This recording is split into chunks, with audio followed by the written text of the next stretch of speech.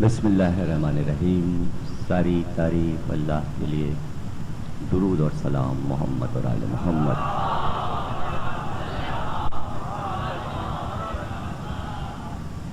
چودہ سو بائیس ہجری کے الوداعی عشرے کی 7ویں تقریر عزا خانہ مسیب میں آپ حضرات سماعت فرما رہے ہیں.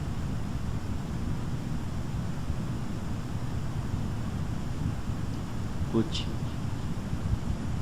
سوالات کے پرچے میرے پاس آئے ہیں تو میں چاہوں گا کہ ان کے جوابات دے دیے جائیں، اور اگر یہی مجلس بن جائے تو زیادہ اچھا ہے. اکٹھا 3 پرچے یہ آئے ہیں. اس میں جو سب سے مختصر سوال ہے اس کا میں جواب پہلے دیتا ہوں. اصولاً جب سوال کریں آپ تو اپنا پورا نام اور پورا پتہ ضرور لکھا کریں تاکہ یہ معلوم ہو کہ سوال کرنے والا کس عمر کا ہے اور کتنا جانتا ہے وہ. بہرحال میں اس میں ایک پرچے میں تو کوئی نام ہی نہیں ہے. خیر نوازش ہوگی، شکریہ. یہ کسی خاتون کا پرچہ ہے، اس لیے میں جواب یہ دیتا ہوں کہ خاتون نے نام. یہ ایک طویل پرچہ ابھی میرے پاس آیا ہے، اور یہ ایک اسٹوڈنٹ نے مجھ سے آ کر یہ کہا کہ کچھ میرے 4-5 سنی دوست آئے ہیں میرے ساتھ اور وہ یہ سوالات کر رہے ہیں، آپ ان کے جواب دے دیجیے.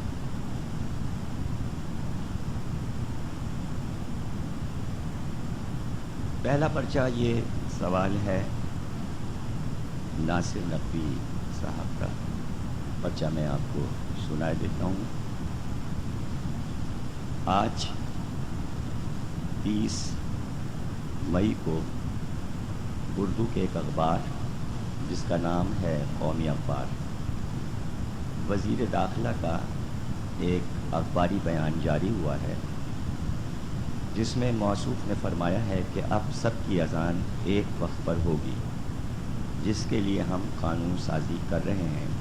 لہٰذا آپ سے مؤدبانہ گزارش ہے کہ وزیر داخلہ کے بیان پر آپ اپنی قیمتی رائے سے اہل قوم کو آگاہ کریں.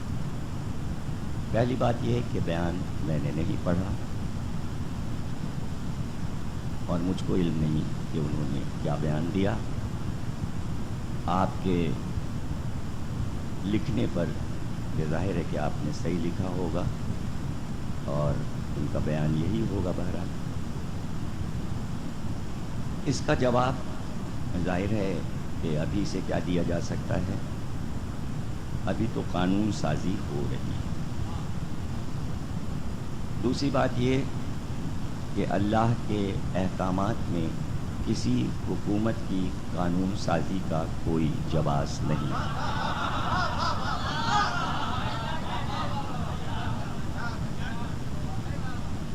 اس لیے کہ پیغمبر کا ارشاد یہ ہے کہ احکامات الہی میں اگر کوئی اپنی رائے شامل کرے تو اس نے شرک کیا. ظاہر ہے کہ ہمارے قانون سازوں کو اس بات کا علم نہیں کہ شرک یہ نہیں ہے کہ تابوت اٹھایا جائے یا علم نکالا جائے. شرک کی تعریف یہ ہے کہ پیغمبر کے ارشادات کے خلاف کام کیے جائیں.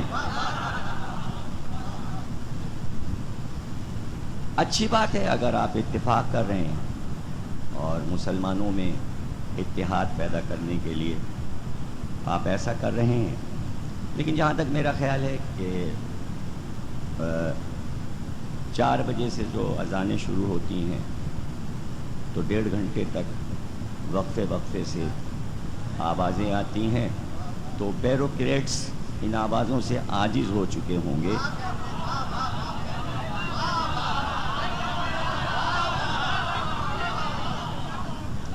تو پریشان ہو کے انہوں نے یہ اقدام کیا ہوگا کہ ایک وقت پر اذان ہو جائے. بہرحال جب قانون سازی ہوگی، بیان آئے گا کہ کیا طے پایا تو دیکھا جائے گا. اور ایسا نہیں کہ جہاں سب کو بٹھایا جائے تو اس میں آپ کی رائے طلب نہ کی جائے. وہ رائے ضرور طلب کی جائے گی. اور اختلافی صورتحال صبح کی اذان میں ہی پیدا ہو جائے گی.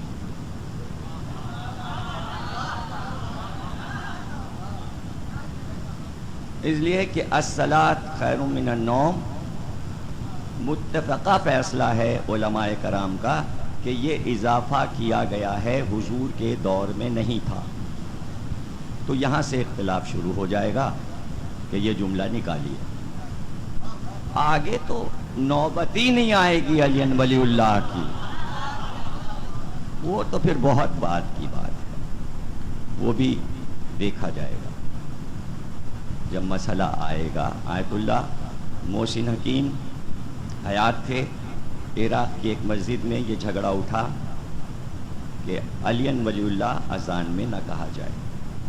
تو آقا محسن حکیم نے کہا کہ ہم نکال دیں گے اگر آپ الصلاۃ خیر من النوم نکال دیجیے. سب ٹھنڈے پڑ گئے. نہ وہ نکلے گا نہ یہ نکلے گا. وہ بھی کسی کی یادگار ہے، یہ بھی کسی کی یادگار ہے.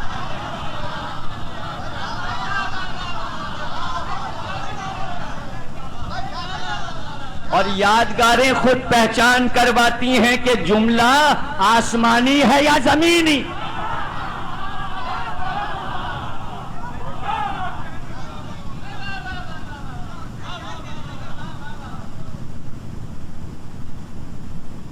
خاتون کا پرچہ ہے. آپ سے گزارش ہے کہ جہاں میں کام کرتی ہوں وہاں اکثر لڑکیاں اس بات پر بحث کرتی ہیں کہ حضرت امام حسین کی روح مبارک ملک الموت خود قبض کرنے آئے تھے یا اللہ خود لینے آیا تھا.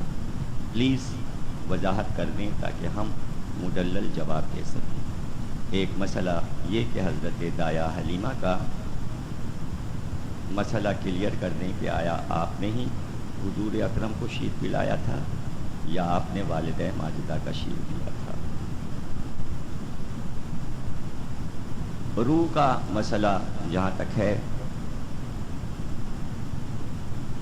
یہ قرآن میں اللہ نے سورہ والفجر میں خود ارشاد فرمایا ہے، ارجعی الی ربک راضیۃ مرضیہ. اے نفس مطمئنہ آ جا، آ جا. یعنی رب کے، تیرا رب تجھ سے راضی، تو اپنے رب سے راضی. کائنات میں کوئی مفسر قرآن یہ بتا دے کہ اللہ یہ کس سے مخاطب ہے کہ اے نفس مطمئنہ میں تیرا انتظار کر رہا ہوں، آ جا. تو یہاں بیچ میں اس سورے میں ملک الموت نہیں ہے.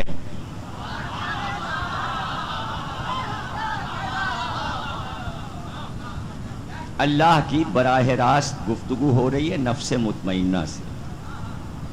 اب یہ ایک الگ گفتگو ہے کہ آدم سے لے کر قیامت تک نفس مطمئنہ کس کو کہا جائے،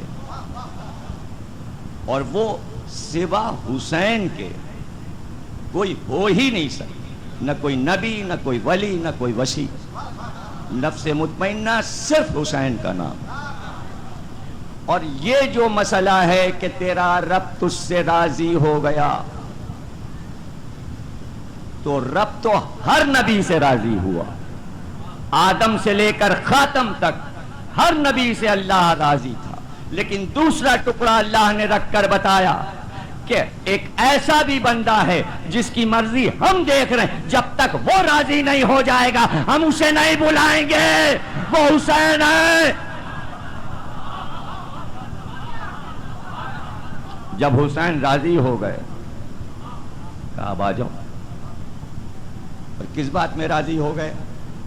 یعنی آخر تک میری قربانیوں کو لیتا جا اور راضی ہوتا جا، راضی ہوتا جا. اور آخر میں کہا اب یہ میرا سر، کہا میں راضی. کہا تو میں بھی راضی. کہا بس پھر آ جاؤ, استقبال کی تیاریاں ہیں. تو خاتون, یہ اللہ اور بندے کے درمیان کے راز ہیں, دنیا والے کیا سمجھیں. یہ بھی راز ہے. جو دوسرا سوال ہے آپ کا, یعنی کہ حلیمہ دائی کا مسئلہ, اور اس کے لیے بھی قرآن میں ہے. اور سورہ قصص کی تلاوت کریں آپ, جہاں حضرت موسیٰ کا ذکر ہے, اور تفصیل سے اللہ نے بتا دیا کہ فرعون کے گھر میں دودھ پلانے والیوں کی قطاروں کی قطاریں لگ گئیں, لیکن موسیٰ نے کسی غیر عورت کا دودھ نہیں پیا جب تک موسیٰ کی ماں نہیں آ گئی. موسیٰ کا فخر میرا نبی ہے. جب موسیٰ غیر کا دودھ نہیں پی سکتا تو میرا محمد اپنی ماں کے علاوہ کسی اور کا دودھ کیسے پی سکتا؟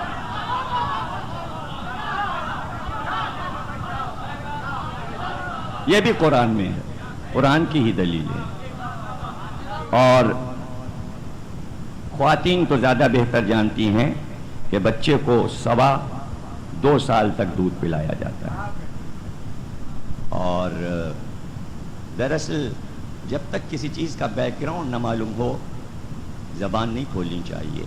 علماء اور نعت نگاروں کو یہ باتیں نہیں کرنی چاہیے. پہلے یہ جانیں کہ مسئلہ کیا ہے. مسئلہ یہ ہے کہ جو دیہات کی غریب عورتیں تھیں وہ امیروں اور رئیسوں کے یہاں ملازم تھیں, اور گاؤں سے پتہ لگا کے آتی تھیں کہ فلاں رئیس کے یہاں کوئی بچہ پیدا ہوا, تو وہ کھلانے کے لیے دایا صرف اس کو نہیں کہتے کہ دودھ پلائے, دایا اس کو بھی کہتے ہیں کہ وہ گود میں کھلائے. سب سے بڑی مثال آل محمد کے گھر میں جناب فضہ کی. حسن حسین کو کھلایا, زین العابدین کو کھلایا, جناب عباس کو گود میں کھلایا. حد یہ ہے کہ علی اکبر, اون محمد, حضرت قاسم. حد یہ ہے کہ امام محمد باقر. 5 معصوموں کو جس بی بی نے گود میں کھلایا ہو اس کا نام ہے فضہ. لیکن ایک راوی نے یہ نہیں لکھا کہ فضہ نے کسی کو دودھ پلایا, اس لیے کہ آل محمد کے گھر میں معصوم کا ہی دودھ پی سکتا ہے. تو اب فضہ سے بڑھ کے تو حلیمہ دائی ہے نہیں, اس لیے کہ فضہ نے تو 40 برس قرآن بولا ہے, حلیمہ کو تو آیتوں کا بھی نہیں پتا تھا. یہ تو قرآن کی چھاؤں میں رہی ہیں. اور عبد المطلب کے گھر وظیفہ خوار تھیں جناب حلیمہ, اور رسول اللہ کو بھیجنے کا راز یہ تھا کہ اللہ چاہتا تھا ہدایت کو غیب میں رکھنا, اس لیے کہ مکے والے دشمن تھے جو نجومی تھے, یہودی نجومی قتل کرنے کے لیے آ چکے تھے مکے, اس لیے ان کی نگاہوں سے چھپا کر ایک گاؤں میں بھیج دیا گیا تھا حضور کو. لیکن کب؟ جب آمنہ بی بی کا انتقال ہو چکا, نبی کا دودھ چھوٹ چکا, اپنے پیروں سے چلنے لگے, جب حلیمہ کے ساتھ گئے. اور پھر ایک بات اور بھی ذرا سا سوچئے کہ جب بچہ بہت راج دلارا ہو, دادا کا بھی پیارا ہو, چچیوں کا پیارا ہو, چچا کی آنکھ کا تارا ہو, تو اتنی جلدی اپنے سے جدا کیسے کر دیں؟ اور محمد تو سب کی نگاہوں کا مرکز تھے. 12 چچا, چچیاں, اور 7 تو پھوپھیاں تھیں نبی کی, 7 پھوپھیاں تھیں محمد کی. اور اس گھر میں پھوپھیوں کی محبت مشہور ہے. تو کم از کم 4 سال تو جدا نہیں کیا آپ نے سے, تو 4 سال کا بچہ دودھ نہیں پیتا. اور حلیمہ کی ڈیوٹی لگائی گئی تھی کہ 1 مہینے 1.5 مہینے کے بعد دکھانے بچے کو لے کر آؤ گی. اور وہاں بھی کبھی دادا جاتا تھا, کبھی کوئی چچا جاتا تھا. یعنی یہ نہیں کہ محمد کو بھیج کے بنی ہاشم بے خبر ہو گئے تھے, ایسا نہیں ہے. اور وہاں صرف اس لیے بھیجا گیا تھا کہ وہاں جا کے حلیمہ کے بچوں کے ساتھ بکریاں چرانا اور صحرا میں جا کے صحرا کا مزاج سمجھو، اس لیے کہ تمہیں بکریاں چرانی ہیں۔ بکریاں اس لیے چروائی جاتی تھیں ہر نبی سے کہ جو امتیں آنے والی ہوتی تھیں وہ بکریوں اور ریوڑوں سے بھی بدتر ہوتی تھیں۔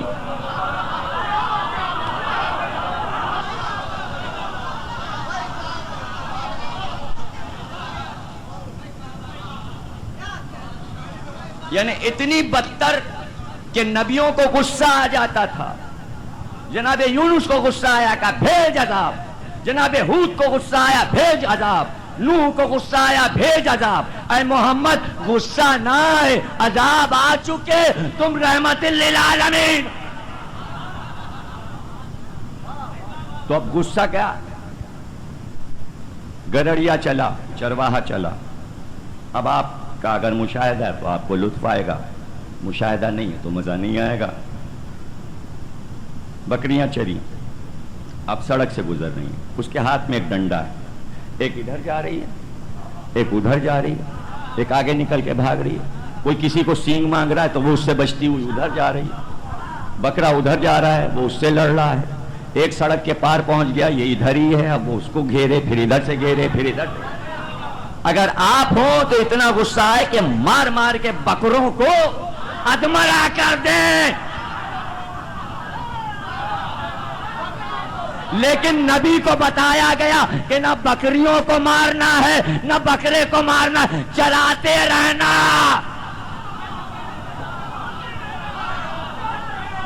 اب اگر پورا باغ بھی چر جائیں گے تو بیٹی سے کہہ دینا کہ چر جاؤ۔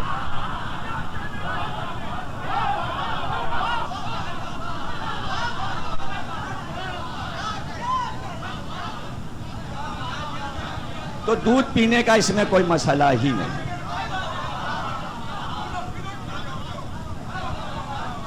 اب یہ میرے اہل سنت دوستوں نے پرچہ بھیجا ہے اور یہ بڑا نازک پرچہ ہے۔ میں اپنے اہل سنت دوستوں سے معذرت خواہ ہوں کہ آپ نے پرچے میں نام تو سب کے لکھ دیے، لیکن میں ممبر پہ نام لینے کا عادی ہوں، اس لیے میں بغیر نام لیے سوال پڑھوں گا۔ پہلی بات تو یہ کہ نور اللہ بن شرف الدین شوستری کی کتاب کا نام غلط لکھا ہے۔ کتاب کا نام احقاق الحق ہے، اور آپ کے سوالوں میں املے کی بڑی غلطیاں ہیں، آپ لوگوں کی اردو بہت کمزور ہے، اس لیے اس پرچے کے بعد ذرا اپنی اردو، میرے دوست معذرت خواہ ہوں، اردو تیز کریں ذرا، کم از کم لکھنے میں۔ جب علمی سوال آپ نے بھیجے ہیں تو زبان تو آپ کی اپنی ہے، اس کو آپ درست کریں۔ مصر سے یہ کتاب چھپی ہے، جلد 1 صفحہ 16 پر ایک آدمی نے امام صادق سے پوچھا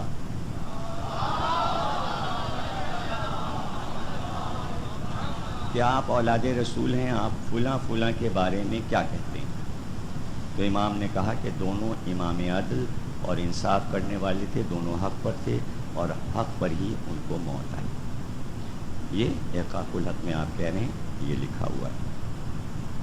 تو بھائی میرے، پہلے میں آپ کو آپ کے سوالوں سے پہلے یہ بات سمجھا دوں کہ حدیث اور روایت، اس کے لیے 2 پیمانے مقرر کیے گئے، میٹر، اور کوئی علم دنیا میں ایسا نہیں کہ جس کا پیمانہ نہ ہو، میٹر نہ ہو۔ آپ شاید مثالوں سے بات سمجھ لیں میرے دوست، کہ جس ترازو میں سبزی تولتے ہیں وہ اور ہوتا ہے، جس ترازو میں گیہوں تولتے ہیں وہ اور ہوتا ہے، جس ترازو میں ٹرکوں کا مال لوڈ ہوتا ہے وہ ترازو اور ہوتا ہے، اور جس ترازو میں سونا تولا جاتا ہے وہ ترازو اور ہوتا ہے، اور جس ترازو میں ہیرا تولا جاتا ہے وہ ترازو اور ہوتا ہے۔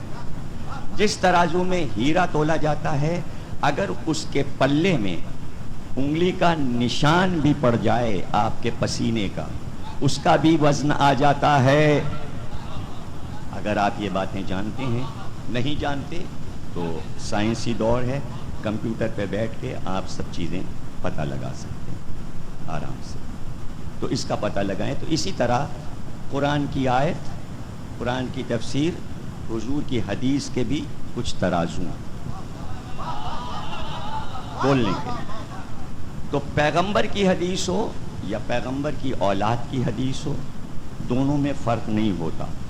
جو پیغمبر کہیں گے وہی اولاد کہے گی، بال برابر بھی فرق نہیں ہو سکتا، بالکل ایک لفظ کا بھی فرق نہیں ہو سکتا، معیار ایک ہوگا۔ دوسری بات، حدیث اور روایت کو پرکھنے کے لیے پیغمبر نے جو ترازو دیا ہے وہ ترازو یہ ہے کہ اگر اس حدیث اور روایت کے مخالفت میں آیت قرآن میں موجود ہے تو وہ حدیث بھی غلط، وہ روایت بھی غلط۔ اگر قرآن کی آیت کے پیمانے پر حدیث اتر رہی ہے تو حدیث صحیح ہے۔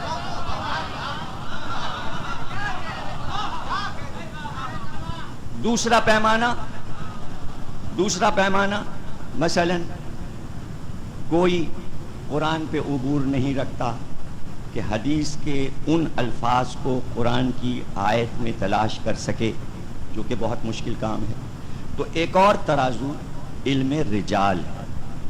علم رجال میں یہ ہوتا ہے کہ جتنے راوی گزر چکے اسلام میں، 2 لاکھ ہوں، 5 لاکھ ہوں، 10 لاکھ ہوں، جتنے راوی بھی ہوں، ان کا حال لکھ دیا گیا ہے، راوی کا نام لکھ دیا گیا ہے، راوی کا شجرہ لکھ دیا گیا ہے، اور یہ شجرہ بھی لکھا گیا ہے کہ یہ روایت کس سے لے رہا ہے، پھر وہ کس سے لے رہا ہے، پھر وہ کس سے لے رہا ہے، پھر وہ کس سے لے رہا ہے، سلسلہ پیغمبر تک جا رہا ہے یا ٹوٹ رہا ہے۔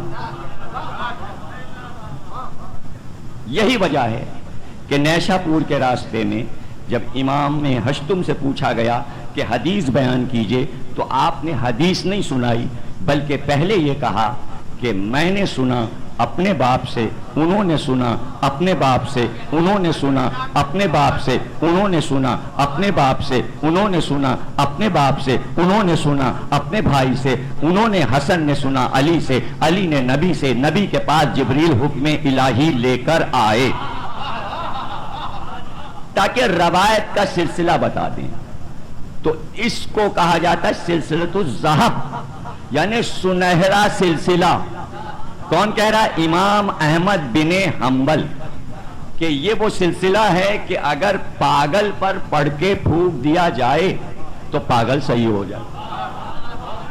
اور کم کے بادشاہ نے کہا کہ جب میں مروں تو یہ سلسلہ لکھ کر کاغذ پر میری قبر میں رکھ دینا، تو اسی لیے تلقین میں ائمہ کے نام اور شہادت نامہ مردے کے ساتھ رکھ دیا جاتا ہے۔ سمجھنا؟ تو یہ جاننا ضروری ہے کہ یہ جو نور اللہ شوستری روایت لے رہے ہیں کتاب میں، اس کا راوی کون ہے، کس راوی نے امام سے سنا۔ اگر سلسلہ غلط ہے اور ایک بھی جھوٹا سلسلے میں آ گیا تو حدیث ریجیکٹ ہو جائے گی، اس لیے کہ حدیث صادق بیان کر رہا ہے تو سلسلہ بھی صادق ہونا چاہیے، اور قرآن میں بھی دیکھنا پڑے گا اس حدیث کے معیار پر کوئی آیت ہے یا نہیں، یہ مسئلہ ہے۔ تو اس لیے یہ حدیث کہ امام عادل اور انصاف کرنے والے کا مسئلہ بہت ٹیڑھا ہے، اس لیے کہ یاد رکھیں میرے اہل سنت بزرگ، اور مجھے معاف کریں میرے دوست، اہل سنت کے یہاں عدل ہے ہی نہیں۔ آپ کو شاید علم نہ ہو، اپنے علماء سے آپ پوچھ لیجئے گا، اہل سنت والجماعت کے جتنے بھی فرقے ہیں سوا شیعہ فرقے کے، کوئی عدل کو نہیں مانتا۔ اللہ عادل ہے، صرف ہم مانتے ہیں اور کوئی نہیں مانتا۔ آپ کے یہاں اصول دین میں عدل نہیں ہے، تو جب عدل ہی نہیں ہے تو کسی کے لیے یہ بحث کیا کہ کون عادل تھا اور کون نہیں۔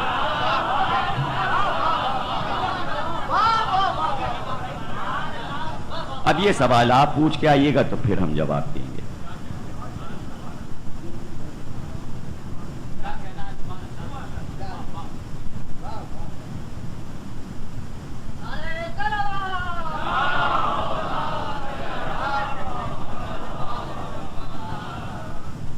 اللہ قرآن میں کہتا ہے اور بے شک اللہ والوں کا لشکر ہی غالب رہنے والا ہے. کیا فلاں فلاں اس آیت کے مصداق ہیں؟ کیونکہ سب سے زیادہ دین ان کے دور میں پھیلا تو یہ غالب رہے. یا کیا علی اس آیت کے مصداق ہیں؟ تو میرے بھائی غالب اللہ کا نام ہے اور اللہ کے علاوہ دنیا میں کوئی غالب نہیں ہو سکا. اور رسول اللہ نے اللہ کے بعد اگر کسی کو غالب کہا، علی ابن ابی طالب غالب کل غالب. صلوات پڑھیے گا.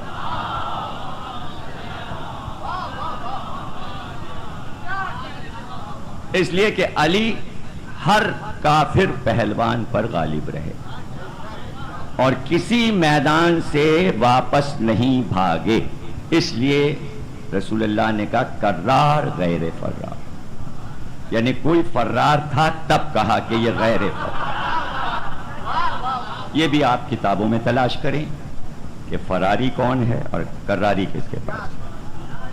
پھر اس کے بعد ہم تفصیل سے بات کریں گے. تیسرا سوال آپ کا الاحتجاج طبری کتاب کا نام نہیں ہے، طبری الگ کتاب ہے، تاریخ طبری اس کا نام ہے کتاب کا، آپ نے غلط لکھا ہے. الاحتجاج طبرسی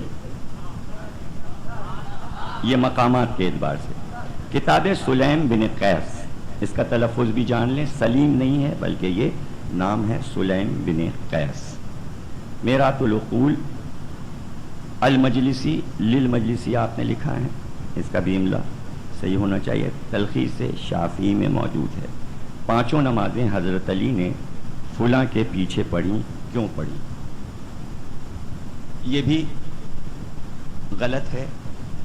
روایت دیکھیں آپ کہ راوی کون ہے، سچا ہے کہ نہیں. اس لیے کہ حضور نے فرمایا کہ حق علی کے ساتھ ہے، علی حق کے ساتھ ہے.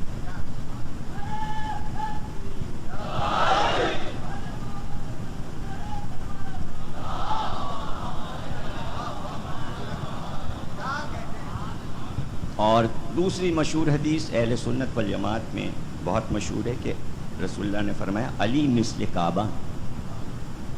تو اب کوئی کعبے کے آگے اگر نماز پڑھے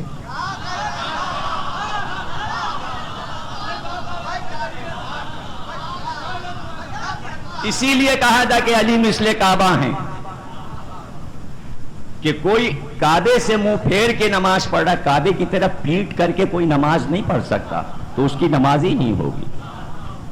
اور مسجد نبوی علی کی ہے، علی نے بنائی ہے. علی کے گھر کا دروازہ مسجد میں کھلا ہے اور سب کا بند ہو چکا ہے. اب مسجد پہ قبضہ آج جو ہو جاتا ہے اور جھگڑے ہو رہے ہیں، قتل و غارت ہو رہے ہیں، تو پہلے بھی قبضہ ہو جاتا تھا. مسجد تو تھی ہی علی کی. ارے بھائی ہر مسجد علی کی ہے، اس لیے کہ علی کے تو میراث میں مسجد ہے، اس لیے کہ اللہ کے گھر میں پیدا ہوئے. تو اب علی کی مسجد چھین کے کوئی کھڑے ہو کے نماز پڑھنے لگے تو علی تو اپنی مسجد میں ہیں، کہیں کونے میں بیٹھے ہوں گے اور کوئی آگے آ کے نماز پڑھ رہا ہے تو آپ کہہ دیجئے بھائی علی نے پیچھے نماز پڑھی. بھائی میں جاؤں مسجد میں رضویہ میں اور کونے میں جا کے بیٹھ جاؤں اور نماز پڑھ رہا ہوں اور کوئی آئیں عبد القدوس بہاری نماز پڑھانے اور میں نہ پڑھوں ان کے پیچھے تو لوگ کل مشہور کرتے ہیں صاحب ضمیر اختر نے عبد القدوس بہاری کے پیچھے نماز پڑھی. ابھی مسجد تو ایک ہی ہے، پیچھے کھڑے ہوں آگے کھڑے ہوں. تو علی کبھی بھی کسی کے پیچھے نماز نہیں پڑھ سکتے، اس لیے کہ ہماری فقہ میں سن لیجئے، اگر آپ نے سوال کیا، ہماری فقہ میں نماز پڑھانے کے شرائط ہیں اور شرائط علی نے دیے ہیں. نماز پڑھانے والا عادل ہو، نماز پڑھانے والا صحیح النصیحہ پہ اصرار نہ کرتا ہو، نماز پڑھانے والا شکل کا اچھا ہو، مکروہ شکل نہ ہو. تو جب ہم دیکھتے ہیں تو کیا علی نے نہیں دیکھا ہوگا؟ اس لیے کہ ساری باتیں تو علی نے ہمیں بتائیں.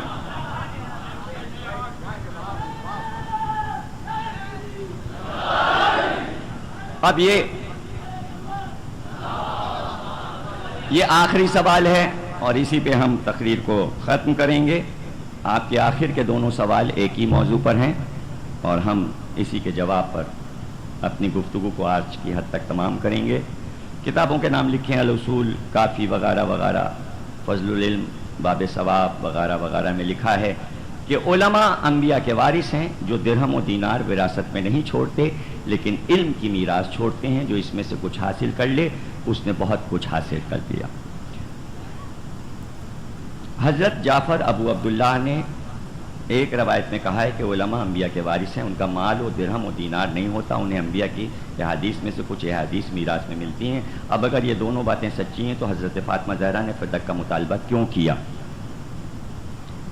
اور اسی سے متعلق یہ آخری سوال ہے کہ چوتھے امام سے ابو جعفر کی روایت ہے کہ امام نے فرمایا عورتوں کو زمین اور غیر منقولہ مال وراثت میں سے کچھ بھی نہیں ملے گا. اسی کتاب میں ایک بند باندھا گیا ہے کہ ابو عبداللہ جعفر کی روایت پانچویں امام سے بیان کی ہے میں نے کہ جعفر سے عورتوں کی میراث آپ کے بارے میں پوچھا، آپ نے کہا جہاں تک زمین اور غیر منقولہ جائیداد کا تعلق ہے عورتوں کو اس میں کوئی حصہ نہیں ہے. بس جناب یہ آپ کا آخری سوال ہے اور اسی پہ میں گفتگو کرتا ہوں. جہاں تک بھی یہ گفتگو جائے تو صلوات پڑھیے گا.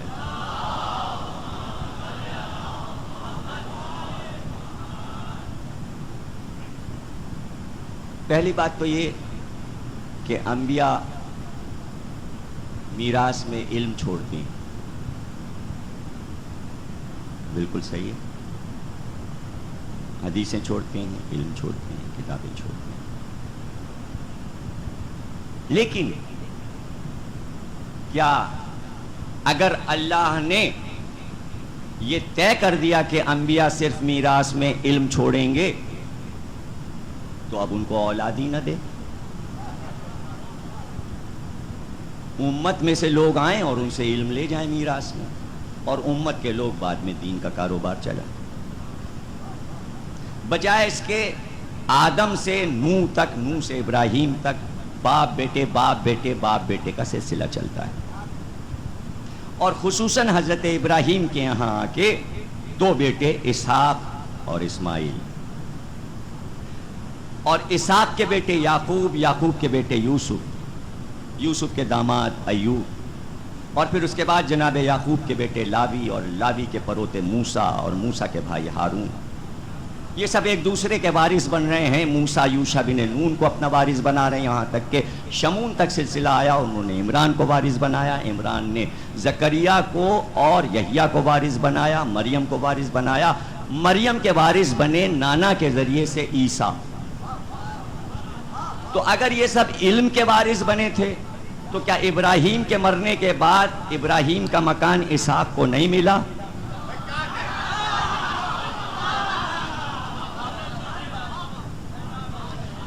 اسحاق کا مکان اور جائیداد اور جانور اور باغ کیا یعقوب کو نہیں ملے؟ یعقوب کا سارا اثاثہ کیا ان کے بیٹوں نے نہیں پایا؟ حضرت ابراہیم نے کعبے میں حاجرہ کو بسایا، حاجرہ کے قدموں میں بیٹے کی برکت سے ایک چشمہ نکلا. کیا قبیلہ بنی جرہم نے اسماعیل کی ماں سے یہ نہیں پوچھا کہ اس چشمے پہ ہم تصرف کر سکتے ہیں یا نہیں؟ اس لیے کہ یہ تمہاری میراث ہے، اس زمین پہ ہم رہ سکتے ہیں یا نہیں؟ اس زمین پہ کعبہ بنا، وہاں حاجرہ کا مکان بنا. کیا حاجرہ کا مکان اسماعیل کو نہیں ملا؟ کیا اسماعیل کا مکان اور زمینیں اور ان کا ریوڑ اور ان کے جانور اور ان کے گھوڑے کیا اسماعیل کے پوتوں کو نہیں ملے؟ اگر علم ہی میراث ہے تو سب یہ کہتے لو ہم لٹاتے ہیں یہ سارا مال اس لیے کہ انبیاء وراثت نہیں چھوڑتے. یہ تو تھی موٹی موٹی باتیں، لیکن قرآن میں یہ ہے کہ حضرت داؤد پہلے بادشاہ ہیں انبیاء میں اور بہت بڑی سلطنت کے وارث قرار پائے. جناب طالوت کی حکومت انہیں ملی. اگر نہیں آپ نے پڑھا تو قرآن کو پڑھیے کہ جناب طالوت بادشاہ بھی تھے اور نبی بھی. جالوت بہت بہادر تھا، وہ طالوت سے لڑنے کے لیے آیا تو شموئیل نبی نے طالوت سے یہ کہا کہ وہ آئے گا جس کا جسم بھی مضبوط ہو، جس کا علم بھی مضبوط ہو. اور جب وہ آ جائے تو اس کو تم اپنا داماد بنانا اور اپنی سلطنت کا مالک بنانا۔ داؤد تو نبی تھے، لیکن طالوت نے اپنی بیٹی کی شادی داؤد سے کی، اس لیے کہ داؤد نے جالوت کو قتل کیا اپنی غلیل سے۔ جب جالوت کو مار دیا تو وعدہ تھا کہ بیٹی بھی دیں گے اور جائیداد بھی دیں گے اور حکومت بھی دیں گے۔ تو ایک کارنامے پر داؤد کو ایک نبی سے سلطنت وراثت میں ملی، وہی سلطنت داؤد نے چھوڑی تو قرآن نے کہا وَوَرِثَ سُلَیمَانَ داؤد، ہم نے داؤد کی حکومت کا وارث سلیمان کو بنایا۔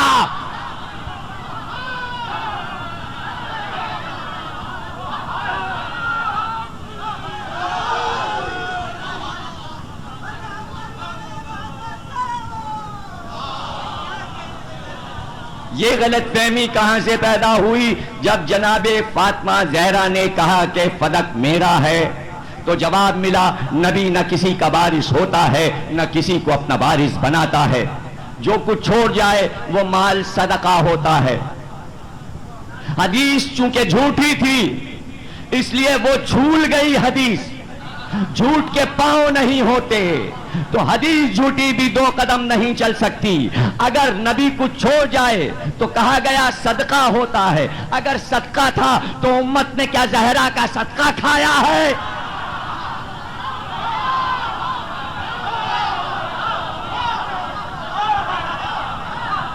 تو پھر امت صدقہ کھاتی ہے، لیکن سادات پہ صدقہ حرام۔ نبی کسی کا وارث نہیں ہوتا، نبی کسی کو وارث نہیں کرتا۔ جب مقدمہ فدق لڑ چکی شہزادی تو ایک بار پوچھا گیا گواہ ہیں؟ گواہ ہیں؟ قوم میں ایمن آگے بڑھو، تم دو گواہی۔ گھر میں فضہ بھی تھی، دیکھیں گواہی میں دو مرد، اسلام کے نصاب میں دو مرد اور 4 عورتیں گواہی میں لائی جا سکتی۔ زہرا کے پاس 2 مرد بھی تھے گواہی کے لیے اور 4 عورتیں بھی تھیں۔ اگر چاہتیں تو 4 عورتیں لاتی، اسما بنت امیس کو لا سکتی تھیں، فضہ کو لا سکتی تھیں، جناب ام ایمن تو تھی ہی۔ حضرت عباس بن عبد المطلب کی زوجہ ام الفضل، جنہوں نے رسول اللہ کے سر میں تیل لگا کر کنگھی کی تھی 12 اور زانو پہ سر رکھ کے رسول اللہ کا سر چچی نے دبایا تھا، اس چچی کو بھی لا سکتی تھی زہرا، چچی ہے۔ پھر اس وقت اور بیویاں بھی حیات ہیں خاندان کی، جناب ام سلمہ موجود ہیں جو جناب سیدہ کے گھر میں ہمیشہ رہی ہیں، نبی کی بیوی ہیں، ان کو بھی لا سکتی تھیں، لیکن زہرا صرف ام ایمن کو لائیں، ایک بیوی کو لائیں۔ کیوں لائیں؟ اس لیے لائیں تاکہ مسلمان خود دیکھیں کہ عکاس کے میلے سے کنیز اور غلام خریدے جاتے تھے۔ جب جناب عبداللہ حضور کے والد عکاس کے میلے گئے تو ام ایمن کو کنیزی میں خرید کر لائے۔ جب عبداللہ مرے تو وراثت میں کنیز اور غلام بھی ملا کرتے تھے۔ عبداللہ کے مرنے پر ام ایمن وراثت میں محمد کو ملی۔ جب محمد نے وفات پائی تو ام ایمن وراثت میں زہرا کو ملی، تو زہرا نے بتایا نبی وارث ہوتا بھی ہے، وارث بناتا بھی۔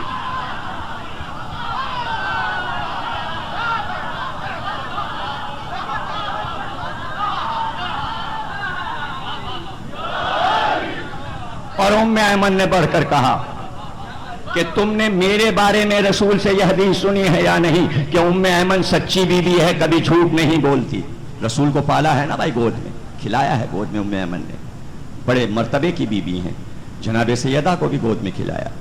تو انہوں نے بڑھ کے کہا تم نے رسول سے یہ حدیث سنی ہے کہ ام ایمن سچی بیوی ہے؟ سب نے کہا ہاں، یہ حدیث ہمیں یاد ہے کہ تمہارے بارے میں رسول نے یہ کہا کہ تم سچی بیوی ہو۔ تو کہا میں جھوٹ تو نہیں بولتی؟ کہا نہیں۔ کہا تو میں کہتی ہوں فدق زہرا کا ہے۔ یہ بڑے مسائل ہیں، پورا مقدمہ ہے، ایسے ہی چھوٹی سی کتاب نہیں ہے بلکہ قانون کی پوری کتاب ہے، اس میں درج ہے۔ اب سن لیجئے کہ بیٹی کو حق ملے گا یا نہیں۔ آپ خود سوچئے، اگر آپ کی بہن گھر میں ہے تو کیا آپ ماں باپ کا حصہ جو ہوگا اس میں سے اپنی بہن کو کچھ نہیں دیں گے؟ کیسے آپ کا دل مانے گا کہ آپ اپنی بہن کو کچھ نہ دیں؟ نہیں، بلکہ جو عزت دار اور شریف نسلوں کے لوگ ہوتے ہیں بیٹے سے زیادہ بیٹی کو دیتے ہیں، بیٹے سے زیادہ بیٹی کو دیتے ہیں، اس لیے کہ بیٹا نعمت ہے، اور کبھی کبھی نوح کا بیٹا بن جاتا ہے، لیکن بیٹی رحمت ہے۔ اور ہر ماں باپ کو یہ معلوم ہے کہ قسمت بنتی ہے بیٹی کے پیدائش کے بعد، اس لیے کہ رحمت ہے۔ تو یہ سوچ کے ماں باپ بیٹی کو زیادہ دیتے ہیں کہ یہ رخصت ہو کے اپنے گھر چلی جائے گی۔ تو جب زہرا کو فدق نہیں ملا تو نئی والی جو شریعت بنی تھی اسلام میں، اس میں یہ لکھ دیا گیا کہ عورت کو ترکے میں باپ سے کچھ نہیں ملے گا۔ تو اسلام کی چاروں فقہوں میں بیٹیوں کو کچھ نہیں ملتا، نہ مالکی میں، نہ حنبلی میں، نہ شافعی میں، نہ حنفی میں۔ شریعت میں ہے، فقہ میں ہے کہ بیٹی کو کچھ نہیں حصہ ملے گا، لکھا ہوا ہے، لیکن جعفری فقہ میں تیسرا حصہ بیٹی کو ملتا ہے۔ یہ دوسری بات ہے کہ بیٹی بھائیوں کی محبت میں کہے میں نے اپنا حصہ بھی تمہیں دیا، ایسے بہت سے واقعات ہوئے۔ اب اس میں مجبوری سن لیجئے کیا ہے کہ اس فقہ میں ناقص پن کیا ہے، یہ بھی سن لیجئے کہ یہ فقہ کا اصول ناقص ہے کہ بیٹی کو کچھ نہیں ملے گا۔ لبنان میں وہاں کے آئین میں یہ داخل ہے کہ 3 بڑے عہدے ہوتے ہیں اسمبلی کے، ایک صدر ہوتا ہے، ایک وزیر اعظم ہوتا ہے، ایک اسپیکر ہوتا ہے، اور اس میں یہ طے ہے کہ اگر صدر سنی ہوگا تو وزیر شیعہ ہوگا، اسپیکر عیسائی ہوگا، یا صدر اگر شیعہ ہوگا تو وزیر سنی ہوگا، اسپیکر عیسائی ہوگا۔ یہ ایک طریقہ ہے۔ اتفاق سے 3 بار وزیر اعظم لبنان کا سنی آیا، اور اتفاقاً وہ تینوں وزیر اعظم اولاد میں صرف ایک ایک بیٹی رکھتے تھے۔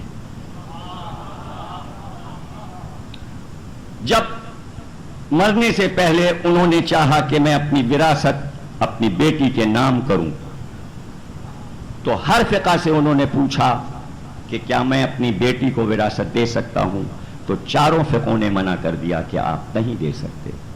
تو انہوں نے کہا پھر فقہ جعفری تو دے سکتی ہے، بھائی اس کو تو اپنی بیٹی کو دینا ہے۔ اس کو یوں سمجھ لیجئے نا کہ یہ حبیب بینک سامنے ہے رضویہ کا، تو یہاں کروڑوں روپے شیعوں کے بھی جمع ہیں اور سنیوں کے بھی جمع ہیں۔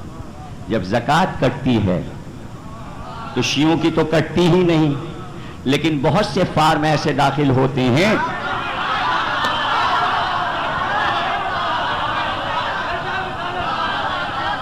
کروڑوں کا مسئلہ ہے بچانا، کروڑوں میں لاکھوں کٹے گی نا، تو یہاں فقہ بدلنی پڑتی ہے نا پیسہ بچانے کے لیے۔ تو کبھی کبھی بیٹی کو وارث بنانے کے لیے تاریخ میں اپنی فقہ بدلنا پڑتی ہے۔ جاؤ حکیم سعید سے پوچھو کہ صرف ایک بیٹی تھی تو یہ ہمدرد پورا بیٹی کو کیوں ملا؟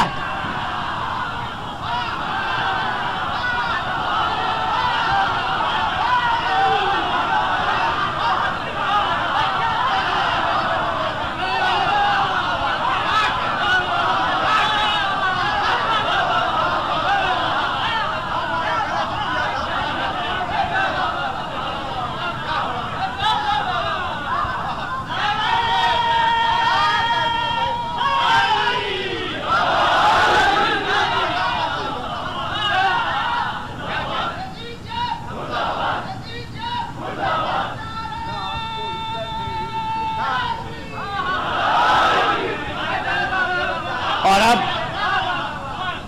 یہ بھی سن لیجئے، سیاست سے کبھی بھی میرا کوئی تعلق نہیں رہا، لیکن ایسا بھی نہیں کہ میں سیاست سے بے خبر ہوں۔ ضیاء الحق کے دور میں پورے پاکستان کی عورتوں نے اسٹرائک کی، رپورٹ اخبار میں چھپی، اور سب نے مطالبہ کر کے ضیاء الحق سے کہا کہ بیٹیوں کو حق کیوں نہیں ملتا۔ تو ضیاء الحق کا بیان تمام اخباروں میں دنیا کے چھپا کہ اب عورتوں کو باپ کی وراثت ملا کرے گی۔ تو ضیاء الحق تو لکھوا گیا ہے بھائی، اب تو فقہ میں تبدیلی ہو گئی ہے، اب یہ مسئلہ ہی ختم ہو گیا۔ جس دن یہ لکھ دیا گیا آئین میں کہ اب بیٹی اپنے باپ کا حق پائے گی تو یہ زہرا کی فتح ہے۔ زہرا نے دیکھا کہ میرا حق۔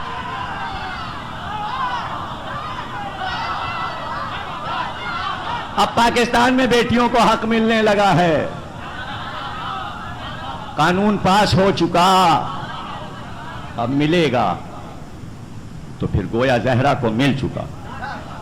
اب آخری جملہ کہہ رہا ہوں اور یہ بی بی کا معجزاتی جملہ ہے، اور اس جملے کو سن کے آپ خوش ہو جائیں گے۔ خطبے کو ختم کر کے ایک جملہ کہا، بتا اے ابو قحافہ کے بیٹے، جب تو مرے گا تو تیری جائیداد تیرے بیٹے اور بیٹی پائیں گے یا نہیں؟ کہاں پائیں گے؟ کہا واہ، یہ ہے تیرا انصاف، تیری اولاد تیری جائیداد پائے اور محمد کی اولاد باپ کی جائیداد۔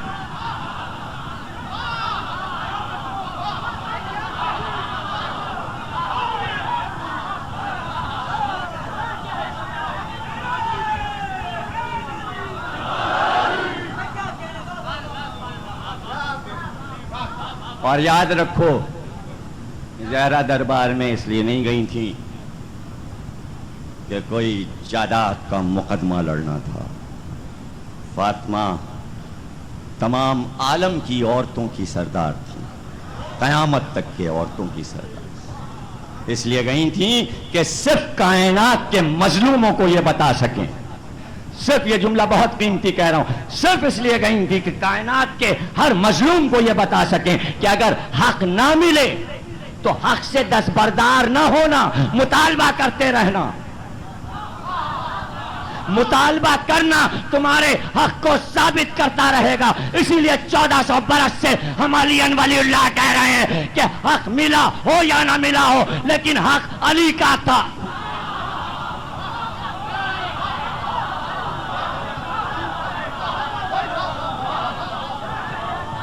ولایت علی کی تھی اور ہے، اس لیے 1400 برس سے ہم کہہ رہے ہیں زہرا اپنے باپ کی وارث تھی، اور یہ پہلے پوچھ لیا تھا دربار میں جا کے، تم میں کوئی ایسا ہے جو اٹھ کر اس وقت یہ کہے کہ محمد میرا باپ تھا؟ اس کا کوئی جواب ہے؟ اس روئے زمین پر سوا فاطمہ کے کون گیا کر کے کہہ سکتا ہے کہ محمد میرا باپ تھا؟ اگر 3 اور بیٹیاں تھی تو اٹھ کے اولاد کہہ دے کہ میری ماں کا بھی باپ۔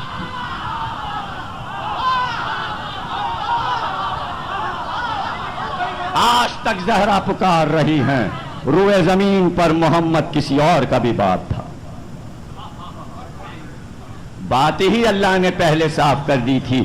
زید بن حارثہ کو دنیا سمجھنے لگی تھی محمد کے بیٹے ہیں، محمد کے بیٹے ہیں۔ لوگ کہنے لگے تھے یا ابن رسول اللہ۔ اللہ کو بہت ناگوار ہوا کہ غلام کو پکارا جاتا ہے رسول اللہ کا بیٹا کہتا ہے۔ اب دیکھیے اللہ کی پلاننگ، اب اس کو میں اور کیا کہوں، اس کو آپ کہہ لیجئے سیاست الہیہ، جو جملہ آپ کو ملے وہ یہاں کہہ لیجئے کہ اپنی پھوپھیزاد بہن زینب کی شادی غلام سے کروائی، رخصت ہو کے غلام کے یہاں گئی، خوبصورت تھیں، اعلیٰ خاندان کی تھیں، جھگڑا شروع۔ زید نے آ کے شکایت کی، جھگڑا بہت ہوتا ہے، یہ سب کچھ سورہ احزاب میں لکھا ہے، حدیث میں نہیں، ایک ایک لفظ قرآن کا بتا رہا ہوں، سورہ احزاب میں یہ سب کچھ اسی طرح لکھا ہے۔ جھگڑا ہوا، اللہ نے کہا محمد زید سے کہہ دیجئے طلاق دے دی۔ زید نے جا کے طلاق دے دی۔ جیسے ہی زید نے طلاق دی، رسول اللہ پہنچے گھر میں اور زینب سے اسی وقت عقد کیا اور عقد میں لے کے اپنے گھر لے آئے۔ کیوں؟ اصول کیا تھا عرب کا؟ اگر کوئی اپنے بیٹے، منہ بولے بیٹے کی بیوی کی طلاق ہو جائے تو خسر بہو سے شادی نہیں کر سکتا تھا، حرام تھا۔ پہلے یہ اصول توڑوایا، رسول اللہ نے اپنی بہو سے شادی کی۔ منہ بولے بیٹے کی بیوی کون ہوئی؟ منہ بولی بہو۔ رشتہ کیا رسول نے تاکہ یہ ثابت ہو جائے کہ یہ عورت بیٹے کی بیوی نہیں ہے، یعنی بیٹا محمد کا نہیں ہے. یہ ہے قرآن میں. جتنے صحابہ گزرے ہیں 2-2.5 لاکھ، ایک صحابی کا کل نام قرآن میں آیا ہے، زید. اے یہ کیسی ٹریجڈی ہے، کچھ نہیں سمجھ میں آیا. جب ریسرچ کا کوئی جملہ ایک دم سے کہہ دو تو آپ کے لیے حق بک ہو جاتے ہیں.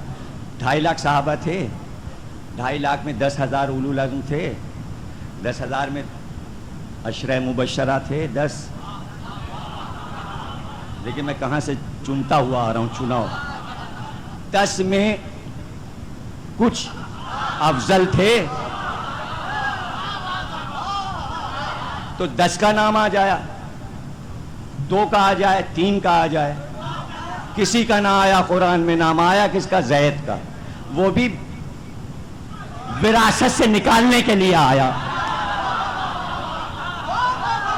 نہیں ہے یہ بیٹا نہیں ہے، یہ تمہارا بیٹا نہیں ہے، خبردار. اب کوئی غلام کو بیٹا نہ کہے. ادھر تو محمد کی ابنیت سے زید نکالے گئے اور ادھر آیتیں آئیں ابنانا بابنا.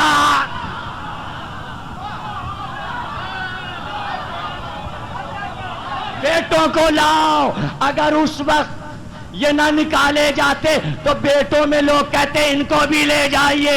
وہ بیٹا نہ رہا، تب بتایا گیا کہ بیٹے تو محمد کے 2 ہی ہیں، ایک حسن ایک حسین.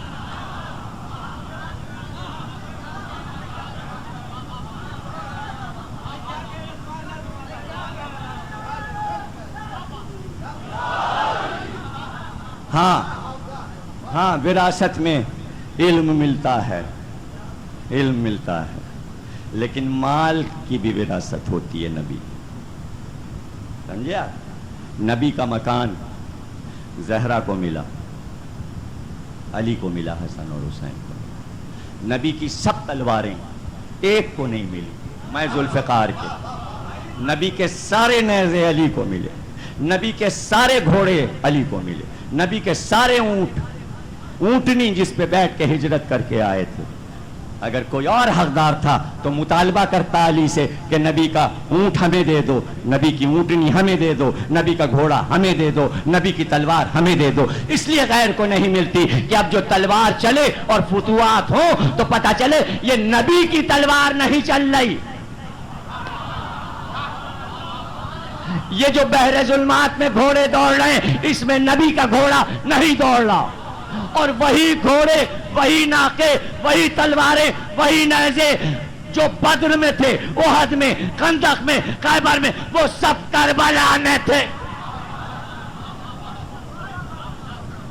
نبی عقاب پہ بیٹھے یا میمون پہ بیٹھے یا مرتجز پہ بیٹھے یا ذوالجناح پہ بیٹھے، چاروں گھوڑے حسین کے پاس. عقاب علی اکبر کے پاس، مرتجز عباس کے پاس، میمون قاسم کے پاس، ذوالجناح حسین کے پاس. کچھ سنا ہے؟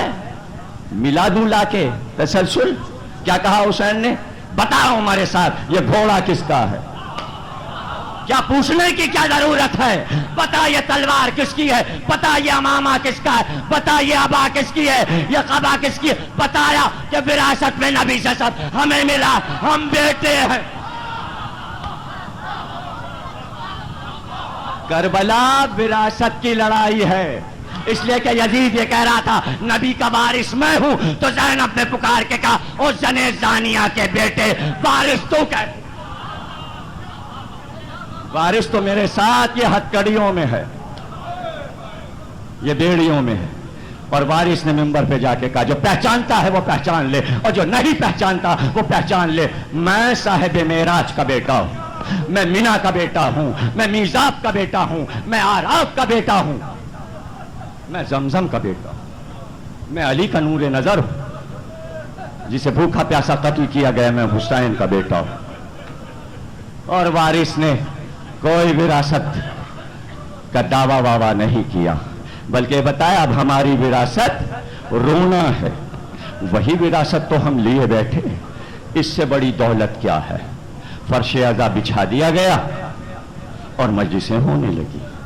سب کو معلوم ہے کہ زین العابدین اگر جاتے ہیں تو مجلس میں جاتے. اور زہری آیا، اس نے کہا میرے بیٹے کی شادی ہے، آپ میرے گھر آئیں گے؟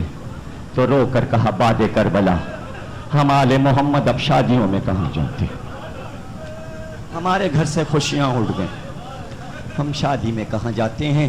چپ ہو گیا، کچھ دیر کے بعد پھر واپس آیا کہ مولا ہمارے گھر والوں نے یہ طے کیا ہے بیٹے کی شادی تو بعد میں ہوگی، ہم آپ کے بابا کی مجلس کریں. وہ دن اور آج کا دن سادات میں جب شادیاں ہونے لگتی ہیں تو پہلے گھر میں ماتم ہو جاتا ہے، پھر بیٹی رخصت ہوتی ہے. پہلے ماتم ہوتا ہے، پھر بیٹا دولہا بنتا ہے. یہ رسم اس لیے ہے تاکہ ہمارے ہاں کی شادیوں میں زین العابدین آئے. کیا رسمیں ہیں عزاداری کی، اللہ اللہ. ہم شادیوں میں بھی حسین کا غم نہیں بھولتے. زہری نے کہا میرے گھر مجلس سے کہا ہم آئیں گے، مجلس ہو بابا کی اور ہم نہ آئیں. جب مدینے میں یہ اعلان ہوا کہ امام وقت زہری کے گھر مجلس میں مجمع بھر گیا. امام کی زیارت کے لیے لوگ آ گئے. اس مجلس کا کیا کہنا جس میں امام آئیں گے.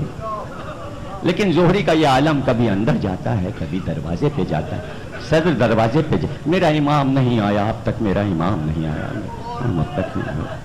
یہاں تک کہ ذاکر مجلس پڑھنے لگا.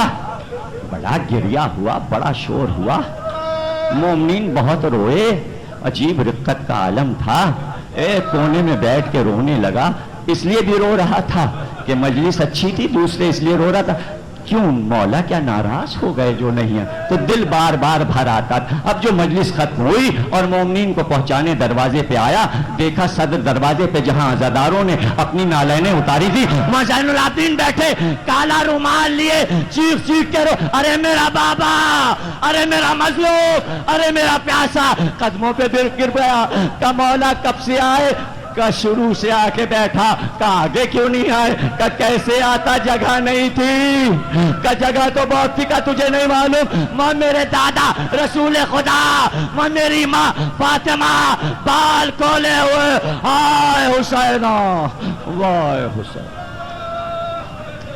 بار الہ اس عبادت کو قبول کر، ہمیں کوئی غم نہ دینا سوا غم حسین. بانیہ عزا کو برکت عطا فرما، تمام مومنین کو محفوظ رکھ، حفاظت فرما، ان کی عمر دراز کر.